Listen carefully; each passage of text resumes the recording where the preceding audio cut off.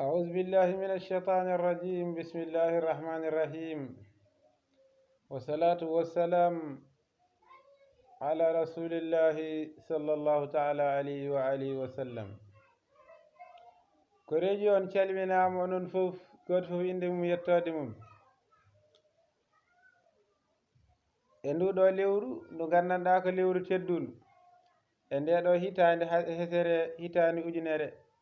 e temedde nayyi e capannayyi e tati. ɗon calminama hande e lewru hara he. lewru hara noon ne heewi bidaji, ɗum addi jiɗɗen hen arde hono fotiri tan haade waktu o ɓitto en ɗo jawten ɗo goɗɗum. lewru hara holko woni hen sunna, hono nelaɗo sallllahu alayhi wa sallam wi, siken jahidi deftere Muslim ibnul Hajjaj ibnu Muslim an-Naysaburi, o wi nelaɗo sallallahu alayhi wa sallam in istu ila qabilin la asumanna tasi'a wal asir, honon yogo jibi zil kabir wi. nelaɗo sallallahu alayhi wa sallam no horanno hara, eno horatno hara ha ñande ñalgu mo gandanɗa hembe wiyete ñalgu sappo ɓiijo. ñalgu sappo ɓiijo o nulaɗo sallallahu alayhi wa sallam horatno, ene woni hordema gi idede lewru korko arata. sahabaɓe ji nelaɗo sallallahu alayhi wa sallam no hooro nden ɗon ñalande, heɓene ɓe mbatti hoore nden ɗon ñalande saabu ñamedi nulaɗo sallllahu alayhi wa alihi wa sallam.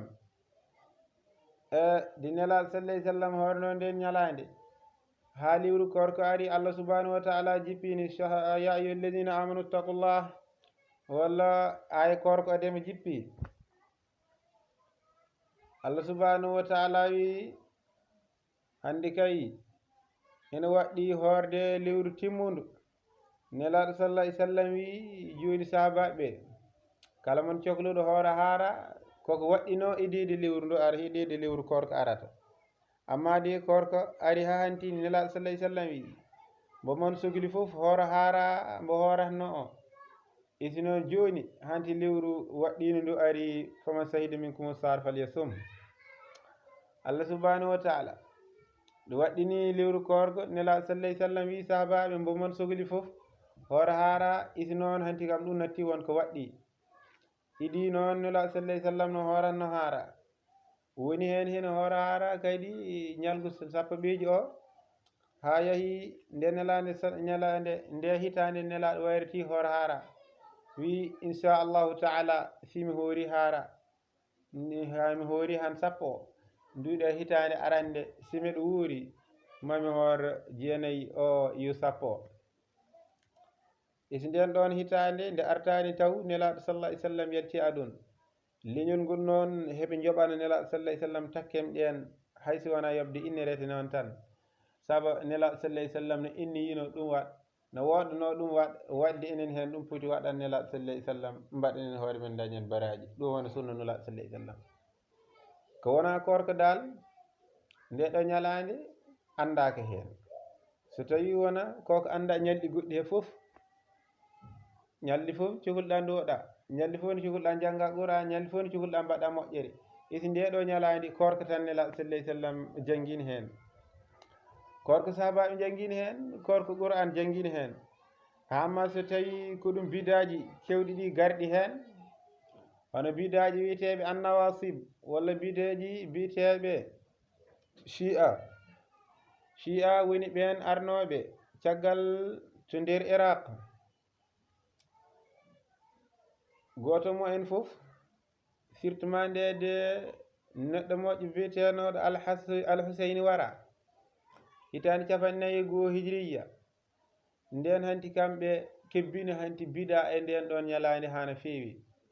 nden ɗon ñalande so nde ari, goto mo en foof nene yi fulɓe jannata ga yas ɓuuri hewtan, neɗɗo mumen ƴettat jeyasi tan lappa hoore muɗum. sa jiiya neɗɗo lappa hoore mum ha ngani yalta, walla boom yoɓu hoore muɗum ha rewɗon maayo, ɗum taki hitande hara arde foof ko mayata ko nder Iran walla to Iraq to koko heewi ha no heewi no fewi. ɓeɗo gotti shi'a, ɓeɗo noon ɓe mbino ko so tawi nde ɗo ñalande ko ni hende al Huseyni wara, en mbaɗat nde ñalande metti isnullah sallallahu alaihi wasallam janginani ɗum wonɓe wiyeteɓe nawasib hefa nder Iran toon walla Iraq eɓe noon ɓe mbi ɓeɗo ko mbaɗata ɗum wona l'islam ɗum wona sunna ngare koyi woto en mbaɗneni ɓe mbaɗata enen yo en jaggu nde ɗo ñalande kono ñalande weltare eɓe neɓe jaggi heɓe piyi heɓe gama ɓena lappa buubaji debbo ɓorno cumci gorko gorko ɓorno cumci debbo oɗo biɗa noon heɓe roddi en haɓe yanoyi Sénégal ga ɗum ɗo fof nula sallallahu alaihi wasallam janginani saabu eɗen gandi ɓornade cumci gorko haɗa woni debbo walla ɓornade cumci debbo haɗa woni gorko koko nelaɗo sallallahu alaihi wasallam haaɗi no fewi ɗum ɗo fof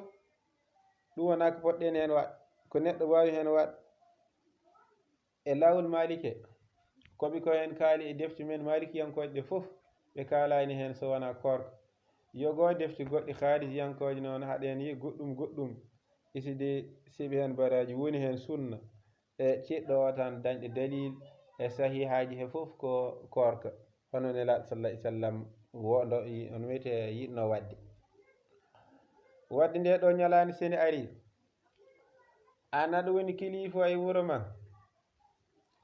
a fotani accu ɓiɓɓe ma walla ɓe neeɗa heɓe jaaha heɓe goni worɓe heɓe ɓorno cumci rewɓe tasbihan lin nisa walla gacca ɓiɓɓe ma rewɓe jaaha ɓorno cumci goni on wiyete worɓe saabu ɓiɗɗo debbo kam on iri fotani yaltu sakan noon hene waɗaka ɗi bidaji ɗi gonɗen ɗi ganduɗa ko fijerde ɗi ngala dalil hay wotere ɗum ɗo woni ko tan ko kalten hen ko raɓɓi e nde ɗo ñalande witende ñalande haara woni haara noon ko ñalde sappo nde sik fini wona ñalgo haara o mbo yimɓe defata lacciri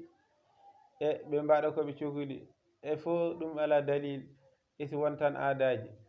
isi noon ko ñalade jeenayi nde e sappo nde ɗen goni ɗe nula sallallahu alaihi wasallam wino e ini istu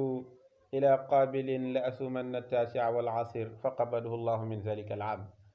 nden ɗon hitande ɗen ɗon ñalaɗe ñande jeenayi woni tasoa e sappo woni asura ɗiɗo woni ɗi gandanɗa sunna addi hiɗi goni koretiɗɗe ɗum ɓuuri hen mawnu e dewi Allah e nden ɗon ñalande ɗum ɗo en tan daɓɓinorten haza wassalamu aleykum wa rahmatullahi taala wa barakatuhu